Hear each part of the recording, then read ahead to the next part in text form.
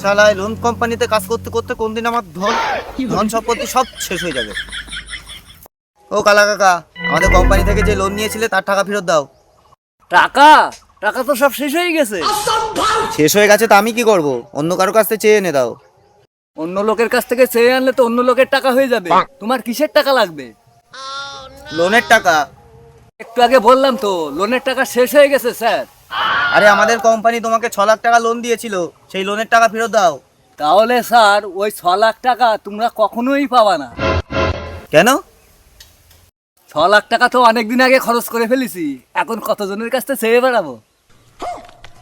আরে কাকা, তোমার লোকের কাছ থেকে চাইতে হবে না, তোমার কাছে যা টাকা আছে তার থেকেই 6 লাখ টাকা দাও। তুমি তো একটু আগে বললে ওই 6 লাখ টাকাই লাগবে।